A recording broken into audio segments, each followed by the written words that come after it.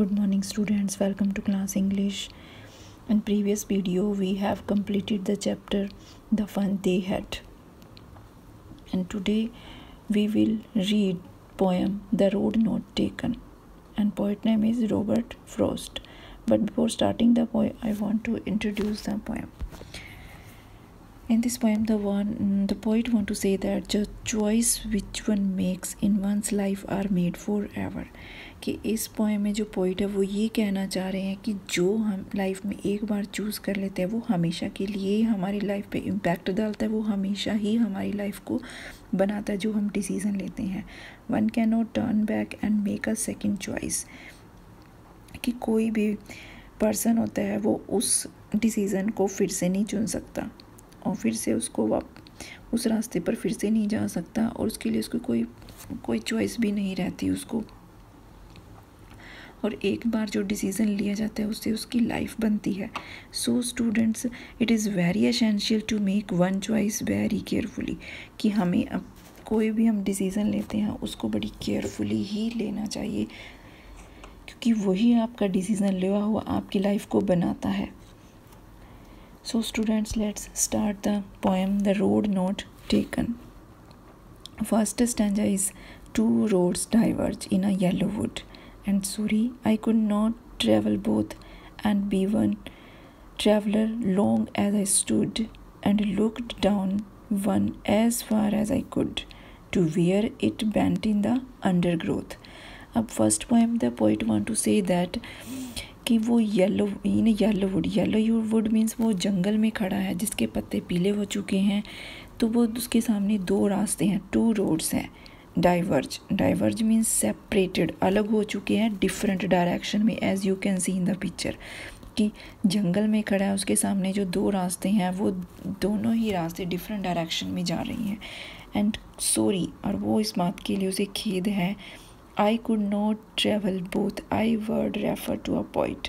कि वो दोनों रास्तों पर सेम टाइम में नहीं चल सकता. सो बी वन ट्रैवलर, कि उसे एक चूज़ करना पड़ेगा ट्रैवल करने के लिए. लॉन्ग आई स्टूड, और वो काफ़ी देर तक, लॉन्ग मतलब काफ़ी देर तक वो खड़ा सोचता रहता है कि वो कौन सा रास्ता चूज़ करे. एंड लुक्ड डाउन, और वो देखता रहता है. One as far as I could, और पोइट बोलता है कि मैं उस रास्ते को देखता रहता हूँ जहाँ तक मेरी नज़र जा सकती है. To where it bent in the undergrowth means dense growth of plant and bushes. Plant और बशीज की गहन जो घनी ग्रोथ थी, कि वहाँ से जो प्लांट झाड़ियाँ थी, पेड़ पौधे थे, कि वो घने थे, वहाँ से वो रास्ता मुड़ रहा था और वहाँ तक ही उसकी नज़र जा रही थी. वहाँ तक वो उन दोनों रास्तों को देख रहा था. इन सेकेंड स्टैंजाज में then took the other just as fair means as good as the other one. कि पहले रास्ते से बेटर रास्ता. And having for revs the better claim means better option. अब वो क्या करता है कि डिसीज़न लेता है कि वो एक ही रास्ता चूज़ करेगा, और वो सेकंड रास्ता चूज़ करता है जो पहले से बेटर है, फेयर है, गुड है. And having for revs the better claim, कि शायद यही उसके लिए एक बेटर ऑप्शन है. पॉइंट के लिए वो यही रास्ता चूज़ करता है. बिकॉज अब वो चूज़ क्यों करता है, what is the reason behind this? Because it was grassy. कि वो ग्रासी है मतलब अनयूज्ड है, जिसको ज़्यादा यूज़ नहीं किया गया, उस रास्ते पर नहीं कोई चला है. And wanted wear had not been used, जिसका यूज़ नहीं हो रखा है.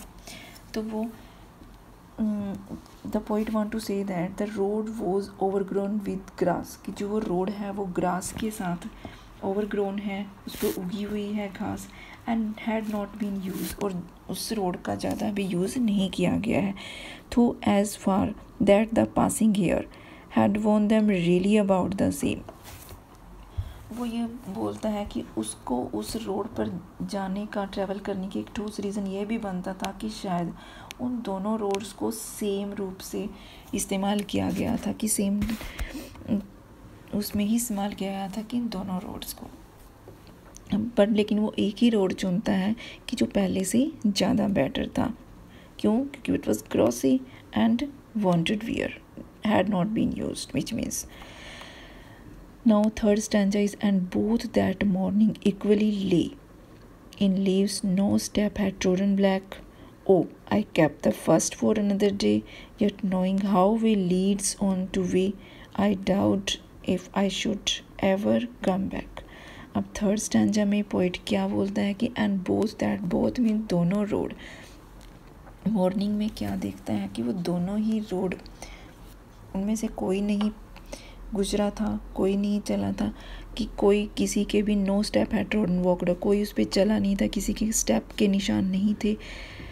इन लीव एंड कोई भी जो पत्ते थे ना ही वो क्या थे, काले हो रखे थे। इट मीन्स कि no one had yet gone by those two roads, कि उन दोनों रोड से कोई नहीं चला था उस morning. So the leaves lying in them, कि जो लीव्स थे उस पर पड़े हुए थे, had not been trodden black, कि वो काले नहीं हुए थे। Oh I kept the first for another day. अब वो क्या बोलता है कि मैं इस रास्ते को किसी और दिन के लिए रखूँगा।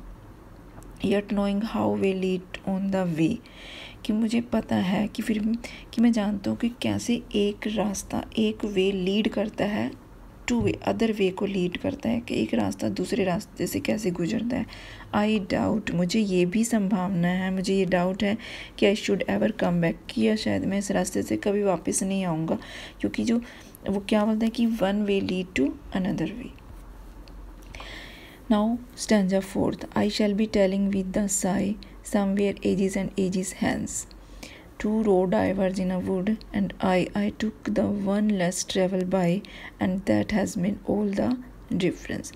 अब जो पोइट है वो इस स्टैंजाज में क्या कहना था कि फ्यूचर के बारे में बता रहा है कि कई फ्यूचर के बारे में कि फ्यूचर के टाइम की वो इमेजिनेशन करता है, कि वो बोलता है कि उसके मन में कि शायद वो एक डीप ब्रेथ लेकर वो ये बताएगा कि कैसे कि उसने टू रोड डाइवर्स, कि कैसे टू रोड डाइवर्स थे जंगल में, और उसने किस रोड को चूज़ किया कि जो लेस ट्रैवल था, जो जिस पर कम चला गया था, जिस पर ज़्यादा ट्रैवल नहीं किया गया था, उसने उस रोड को चुना। And that has made all the difference. और वो ये देखेगा कि कैसे उसके इस डिसीज़न ने उसकी लाइफ पे इम्पैक्ट डाला। तो कहने का मतलब ये है इस पोएम में, ये पोइट यही मैसेज करना चाहता है कि हम लाइफ में कोई भी डिसीज़न लें कि उसका जो लॉन्ग टर्म का इफ़ेक्ट होगा वो हमारे फ्यूचर पर ज़रूर पड़ेगा। तो कोई भी डिसीज़न ले वो हमें बिल्कुल ही केयरफुली लेना चाहिए। So in the end the poet want to say is that it is very essential to make one choice very carefully.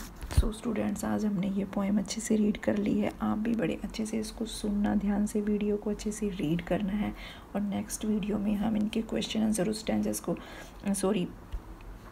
Question answer को रीड करेंगे अच्छे से, स्टैंजर्स के क्वेश्चन आंसर को भी अच्छे से करेंगे। So students, stay home, stay safe, thank you.